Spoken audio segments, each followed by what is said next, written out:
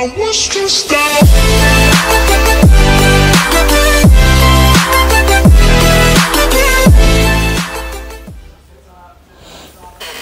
teď si rozbalíme mletý maso. Takhle jsem koupil normální půlkilový stezka hovězí, za mě dobrý. Takhle si ho hezky rozbalím. Takhle normálně. Dím si ho do misky.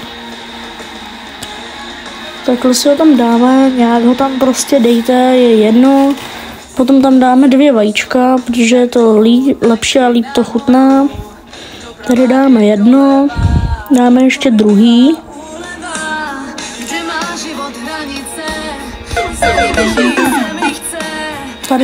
Tady mi triček nevyšel, takže ho takhle hezky normálně rozklepnu. Dám tady na stranu z kořápky a hezky to zamíchám. Takhle si to zamícháme.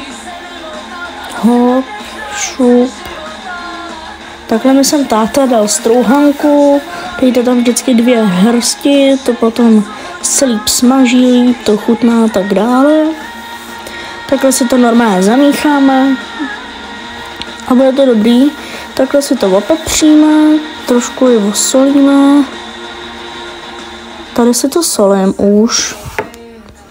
Stačí fakt jako málo soli, protože když tam dáte ještě zeleninu, kečup, nějakou tu omáčku jejich, takže to fakt stačí.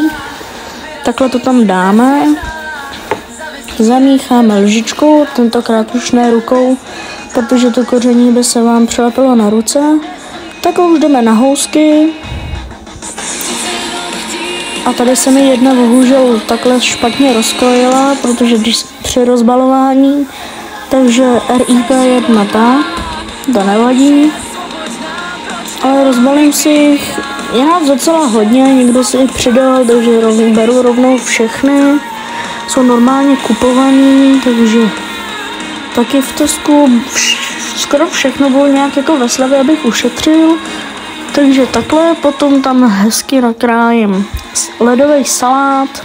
Hlavně si ho omíte, stačí fakt jako málo. Takhle si ho nakrájejte takhle na ty malý kousíčky. To fakt potom stačí, nemusíte tam dát nic velkého, protože to potom padá, je to hrozný. Takhle je to fakt dobrý a stačí to. Takhle jsem si to otočil, nakrájel a hezky to tam dávám.